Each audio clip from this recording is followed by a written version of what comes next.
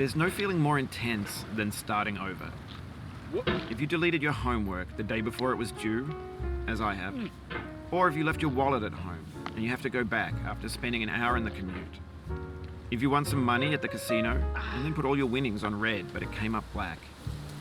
If you got your best shirt dry cleaned before a wedding and then immediately dropped food on it.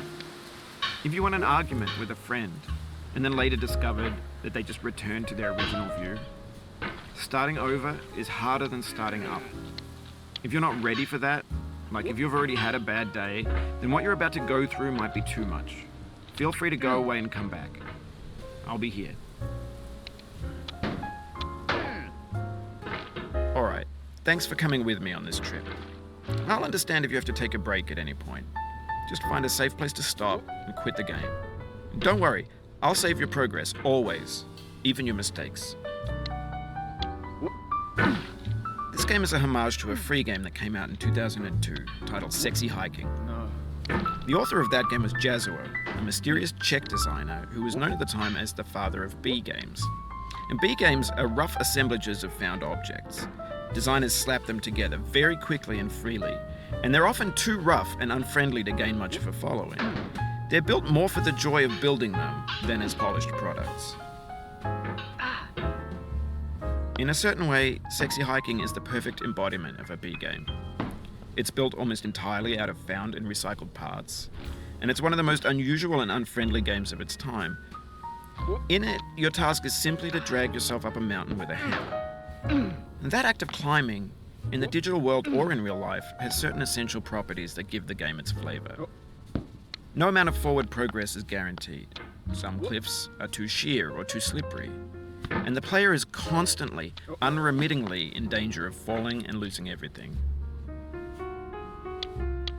Anyway, when you start Sexy Hiking, you're standing next to this dead tree that blocks the way to the entire rest of the game. It might take you an hour to get over that tree, and a lot of people never got past it. You prod and you poke at it, exploring the limits of your reach and your strength, trying to find a way up and over. And there's a sense of truth in that lack of compromise. Most obstacles in video game worlds are fake. You can be completely confident in your ability to get through them once you have the correct method or the correct equipment or just by spending enough time. In that sense, every pixelated obstacle in Sexy Hiking is real. The obstacles in Sexy Hiking are unyielding, and that makes the game uniquely frustrating. But I'm not sure Jazuo intended to make a frustrating game. The frustration is just essential to the act of climbing, and it's authentic to the process of building a game about climbing. A funny thing happened to me as I was building this mountain. I'd have an idea for a new obstacle, and I'd build it, test it, and it would usually turn out to be unreasonably hard. But I couldn't bring myself to make it easier. It already felt like my inability to get past a new obstacle was my fault, as a player rather than as a builder. Imaginary mountains build themselves from our efforts to climb them, and it's our repeated attempts to reach the summit that turns those mountains into something real. When you're building a video game world, you're building with ideas, and that can be like working with quickset cement. You mold your ideas into a certain shape that can be played with, and in the process of playing with them, they begin to harden and set until they're immutable, like rock. And at that point, you can't change the world. Not without breaking it into pieces and starting fresh with new ideas. For years now, people have been predicting that games would soon be made out of prefabricated objects, bought in a store and assembled into a world. And for the most part, that hasn't happened, because the objects in the stores are trash.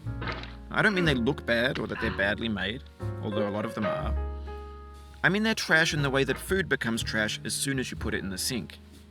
Things are made to be consumed and used in a certain context, and once the moment is gone, they transform into garbage. In the context of technology, those moments pass by in seconds. Over time, we've poured more and more refuse into this vast digital landfill that we call the internet. It now vastly outnumbers and outweighs the things that are fresh and untainted and unused. When everything around us is cultural trash, trash becomes the new medium, the lingua franca of the digital age. And you can build culture out of trash. But only trash culture. B games, B movies, B music, B philosophy. Maybe this is what digital culture is. A monstrous mountain of trash, the ash heap of creativity's fountain. A landfill with everything we ever thought of in it. Grand, infinite, and unsorted. There's 3D models of breakfast, Gen X's fanfic novels, scan magazines, green screen Shia LaBeouf, banned snuff scenes on LiveLeak. Facebook's got lifelike bots with unbranded adverts and candid shots of Kanye and Taylor Swift mashups, car crash epic failed GIFs, Russian dashcam vids, discussions of McRibs, discarded, forgotten, unrecycled, muddled, rotten, untitled. Everything's fresh for about 6 seconds, until some newer thing beckons, and we hit refresh. And there's years of persevering, disappearing into the pile, out of style, out of sight. In this context, it's tempting to make friendly content that's gentle, that lets you churn through it but not earn it. Why make something demanding if it just gets piled up in the landfill, filed in with the bland things? When games were new, they wanted a lot from you. Daunting you, taunting you, resetting and delaying you. Players played stoically. Now everyone's turned off by that. They want to burn through it quickly, a quick fix for the fickle, some tricks for the clicks of the feckless. But that's not you, you're an acrobat. You could swallow a baseball bat.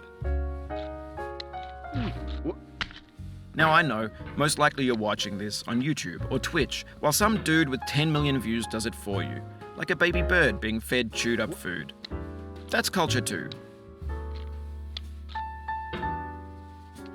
But on the off chance that you're playing this, what I'm saying is, trash is disposable, but maybe it doesn't have to be approachable.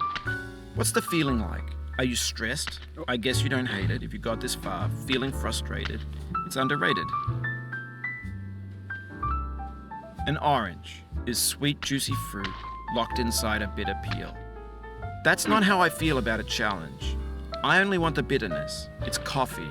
It's grapefruit. It's licorice. It feels like we're closer now. Composer and climber, designer and user. You could have refused, but you didn't.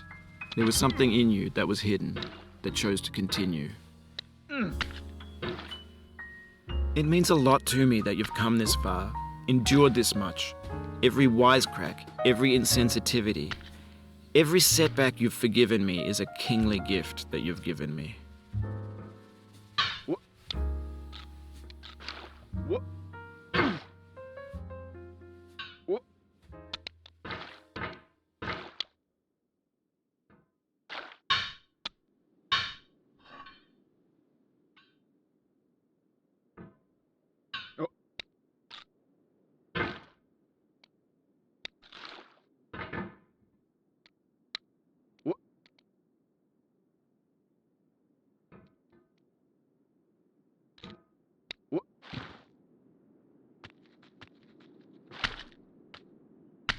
Oh, you just lost a lot of progress.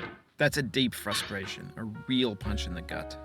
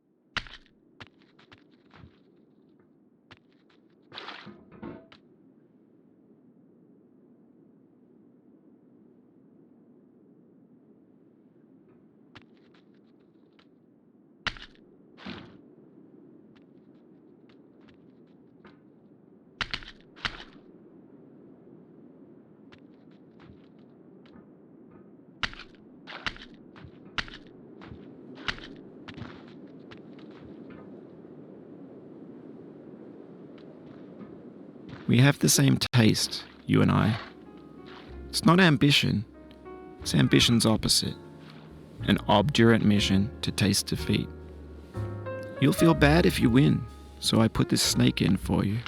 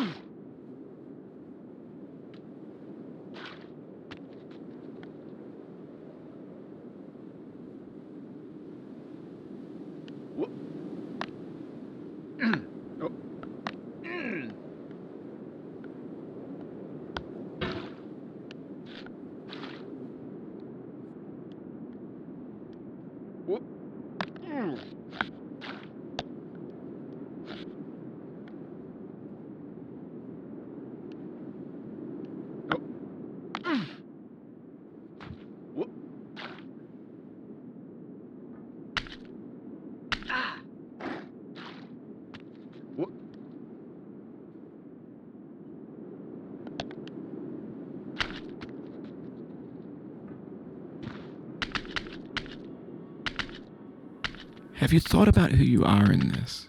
Are you the man in the pot, Diogenes? Are you his hand? Are you the top of his hammer? I think not. Where your hand moves, the hammer may not follow, nor the man, nor the man's hand. And this here is will, his intent, the embodied resolve in his uphill ascent.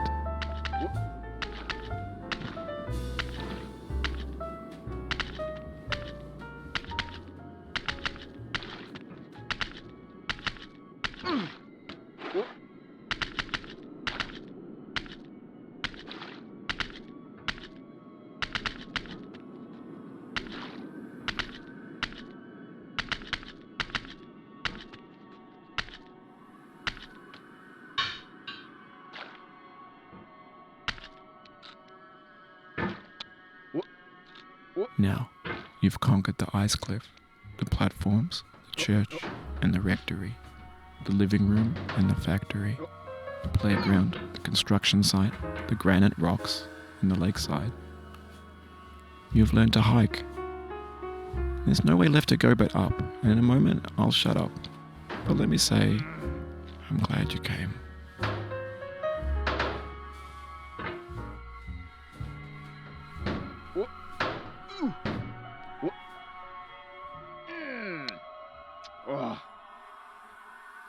I dedicate this game to you, the one who came this far. I give it to you with all my love.